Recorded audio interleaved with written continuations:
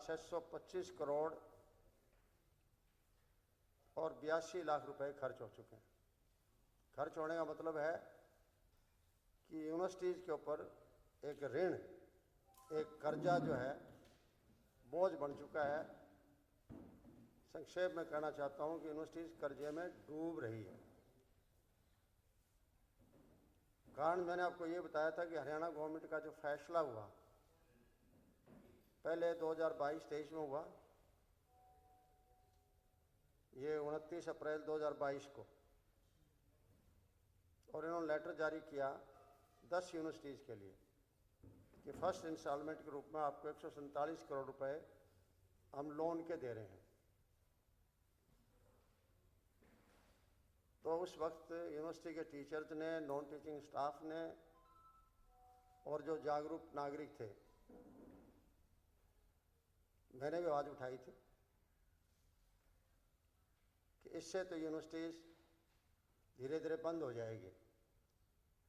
तो विरोध देख के सरकार ने उसको ऑर्डर को वापस ले लिया था और कहा यह था इसको ग्रांट इन एड ही माना जाए, लोन ना माना जाए। इसके बाद क्या हुआ,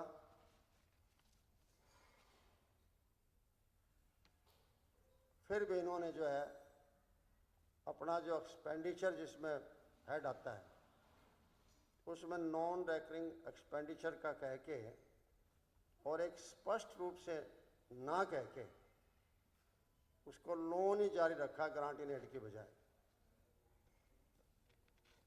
क्योंकि इसमें यह था कि दो हेड्स हैं अलग अलग फाइनेंस डिपार्टमेंट से, जिस हेड से ग्रांट जारी होती है और लोन जारी होता है। तो ग्रांट तो जारी होती है, फाइनेंशियल हेड जो होता है वो 2202 से, और जो लोन जारी होता है वो 6202 या इससे अबो के हेड हैं, उनसे जारी होता है। और यूनिवर्सिटीज़ ने जो ये लोन दिया है सरकार ने, इसमें से अब तक जो है 5416 करोड़ रुपए तो खर्च कर चुकी हैं। मतलब पहले बजट एस्टिमेट बनाए, फिर बजट को रिवाइज किया, फिर फंड अलॉट किए और फिर उन्होंने क्वार्टर वाइज खर्चा किया। तो 5416 करोड़ रुपए जो है, 5416 करोड़ रुपए यूनिवर्सिटी खर्च कर चुकी है। और रिमेनिंग अमाउंट है, तो आई एम श्योर कि फाइनेंशियल ईयर ये जो चल रहा है ख़त्म होगा इतने तक वो रिमेनिंग अमाउंट भी खर्च हो चुकी होगी। मतलब कहने का कि ये साल जो अंत होगा तो कम से कम 6652 करोड़ 6625 करोड़ के कर्जे में यूनिवर्सिटी डूबी हुई होगी। अगली बात मैं कहना चाहता हूँ आपको कि फिर एक बार 2023 में आवाज़ उठी थी, जब 2022 के लास्ट जो क्वार्टर थे उनको जो लोन में कन्वर्ट किया, फिर आवाज़ उठी और फिर सरकार ने क्या जारी किया उसमें कि हम डायरेक्ट करते हैं यूनिवर्सिटीज़ को कि अपने सोर्सेज खुद जनरेट करें। और जनरेट में मतलब फनी बात क्या आ रही है कि आप पैसा रेज करें, किससे करें?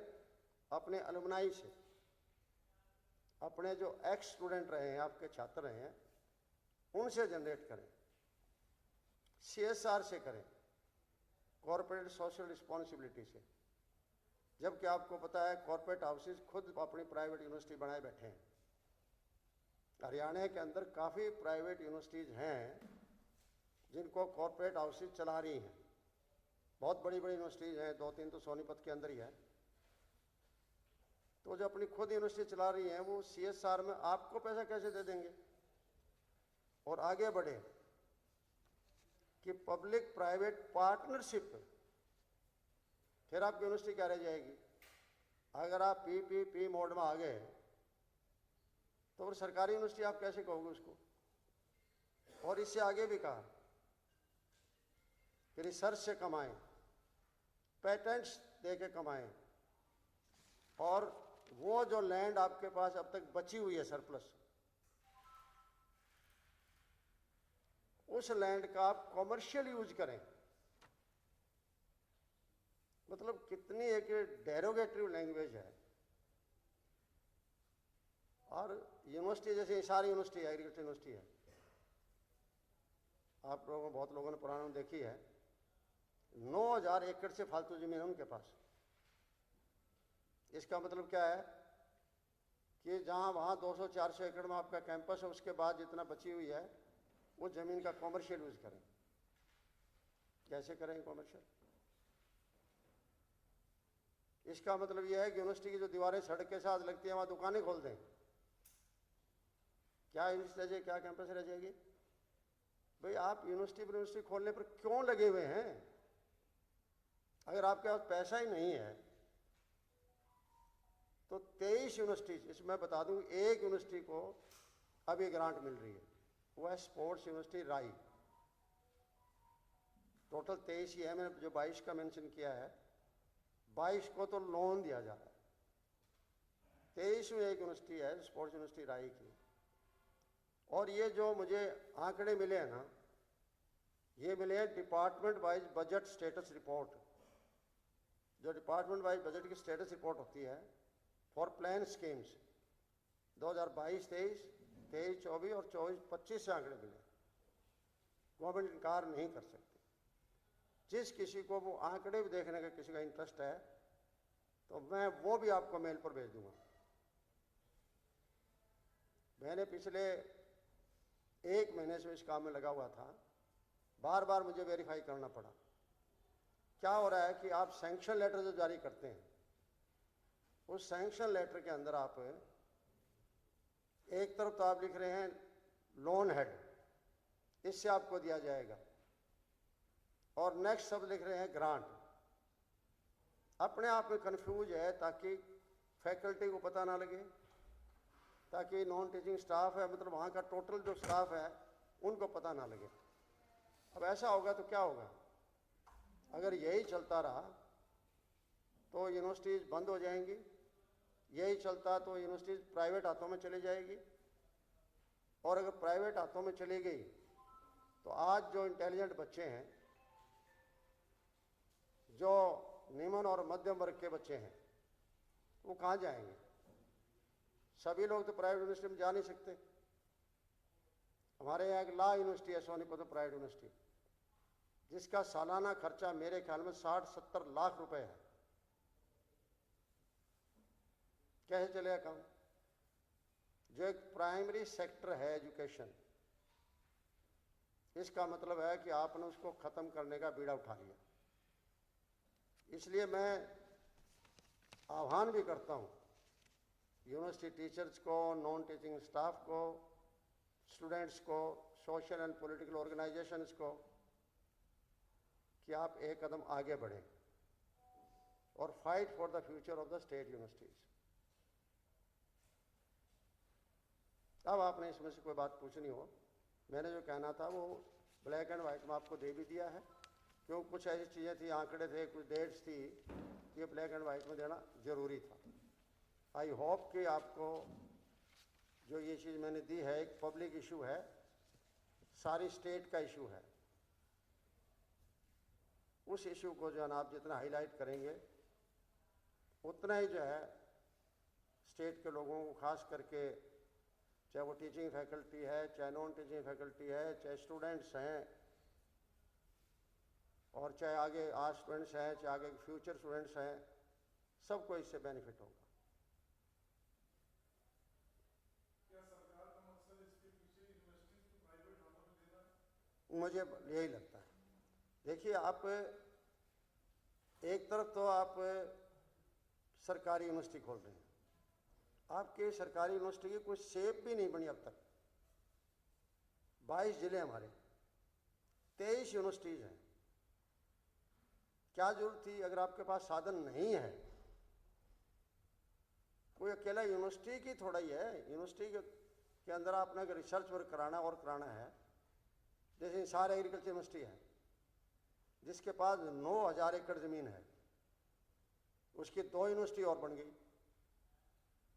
एक यूनिवर्सिटी बन गई लाल Lajpat Rai animal science, university, 1000 एकड़ ज़मीन हिसार के बाईपास के ऊपर वहाँ बना रहे हैं। 10 साल से यूनिवर्सिटी एग्रीकल्चर यूनिवर्सिटी में चल रही है, तो क्या दिक्कत है वहाँ? वहाँ जाओगे फिर ये देखिए इस्टेब्लिशमेंट कितनी हो जाती है। Vice chancellor, pro vice chancellor, registrar, controllers, उनके साथ कितना स्टाफ। ये देखो ना कि एक यूनिवर्सिटी का मतलब ये नहीं है कि ये यूनिवर्सिटी में सिर्फ टीचिंग स्टाफ की बात है। वो टीचिंग स्टाफ दूसरी यूनिवर्सिटीज़ के अंदर आप अपनी सीटें बढ़ा सकते हो। सीट बढ़ा के क्या जा सकता है ये तो, लेकिन उसके बजाय आप वाहवाही लेने के लिए कि चलो हमने पलवल में यूनिवर्सिटी खोल दी, हमने कैथल में भी यूनिवर्सिटी खोल दी, गिनाते हैं। हमने सब जिलों में 2-4 जिले छोड़ के सब के अंदर हमने यूनिवर्सिटीज़ खोल दी हैं।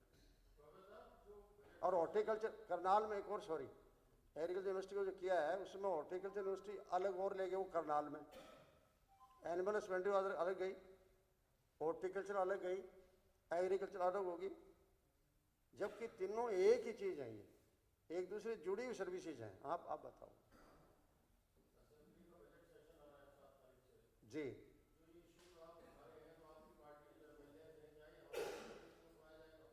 नहीं, I would appeal to them कि वो इस इशू को उठाएं। मैं लिखा हुआ है इसमें पॉलिटिकल एंड सोशल ऑर्गेनाइजेशन है, क्योंकि अकेली ये जुम्मेवारी पॉलिटिकल नहीं, पॉलिटिकल इसलिए है कि दे आर पब्लिक रिप्रेजेंटेटिव, इसलिए उनकी जुम्मेवारी ज़्यादा है। तो मैं तो सोसाइटी के ऑल सेक्शंस को कह रहा हूँ।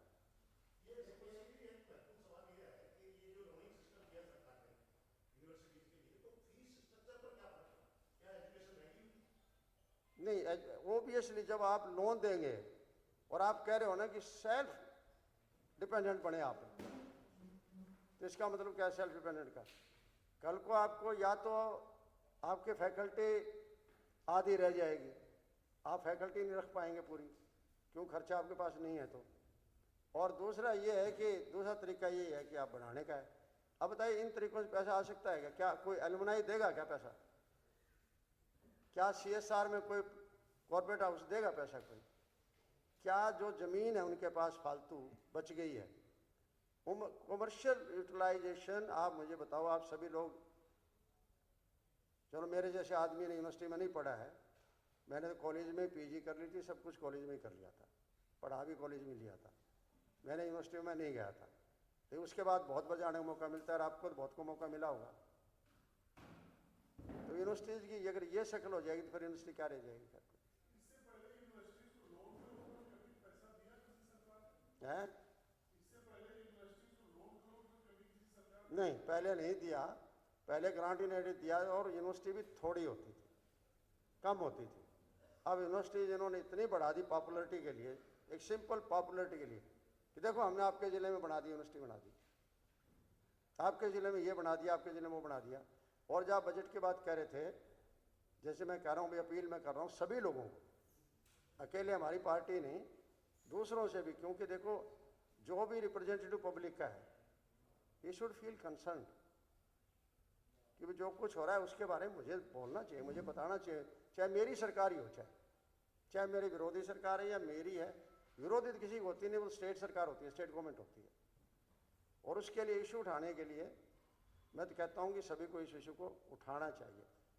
और मेरा यही रहेगा कि ये तो एक बड़ा इशू हो गया है, अब यूनिवर्सिटीज़ के अंदर इतने और इशूज आए हैं इसी वजह से, ये लोन की वजह से, वो मैं डिफरेंट प्लेटफार्म पर उठाता रहूँगा। और बजट की जो आप कह रहे हो, अब बजट की मॉनिटरिंग करना मैं अपना मेरा दायित्व समझता हूँ, बजट की मॉनिटरिंग भी करूँगा। अब तक मॉनिटरिंग का सिस्टम नहीं आया है, ना किसी ने कोई प्रयास किया है। इन दिनों में मुझे काफ़ी खाली टाइम मिल गया था, इसलिए मैंने काफ़ी इसी बात पर स्टडी करी है। सर आपकी जो पार्टी है, पार्टी संगठन नहीं है, हाउस में नेता विपक्ष नहीं है, आप लोकल बॉडी इलेक्शन चल रहे हैं, तो क्या हाईकमान से आप लोग इतने सीनियर लोगों को मंत्री आप रहे हैं, तो कैसे मतलब आगे कैसे लड़ाई लड़ी जाएगी? देखिए कई बार क्या होता है, इस चुनाव में क्या हुआ कि पहले जैसे पार्लियामेंट के चुनाव आ गए, फिर असेंबली के चुनाव आ गए, फिर उसके बाद महाराष्ट्र के, झारखंड इनके चुनाव आ लिए, अब ये निगमों के आ लिए। आई होप कि ये चुनाव खत्म होने के बाद जो है ये चीज़ें जो कमी रह रही है पार्टी की, वो हमारी हाईकमांड जो इसको पूरा करेगी, आई होप।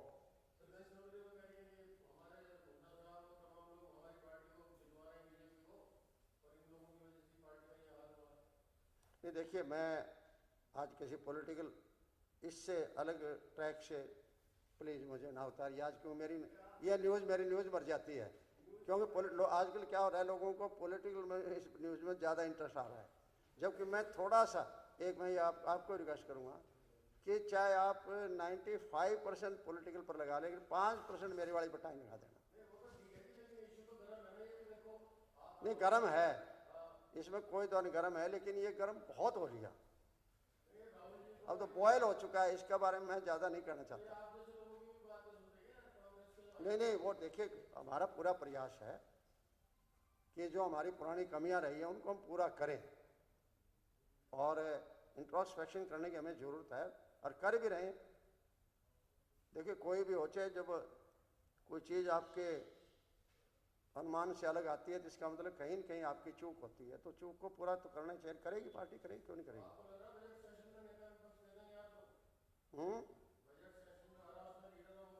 देखो, आपने जरूर देखा होगा 91 से 96 अपोजिशन लीडर, जब चौबे बदनाल जी चीफ मिनिस्टर थे तो कौन था अपोजिशन लीडर, ध्यान है किसी को? ध्यान नहीं? ओहो, मुझे तो भूल ही गए सारे, फिर तो मैं था उस टाइम, और मेरी मतलब अगर आप देखोगे, अब तो ऑनलाइन हो गया प्रोसीडिंग से, दिसंबर 92 की, उसे मेरा कंट्रीब्यूशन देखना, तो मैं प्रयास कर रहा हूँ मेरी पार्टी के लोगों को मैं तैयार करूँगा कंट्रीब्यूट करवाने के लिए। कितने लोग तैयार होते हैं वो अलग इश्यू है, क्योंकि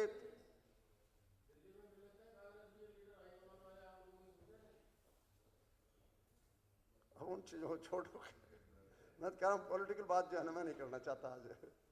फिर कोई और वो टाइम आएगा, आज स्टार्ट कर दिया है मैंने, तो इसके बाद मिलते ही रहेंगे, करते ही रहेंगे बात कर को। लेकिन आज तो मेरा ये इश्यू है, मैं आपसे रिक्वेस्ट करना चाहता हूँ कि आफ्टर मैनी ईयर्स मैं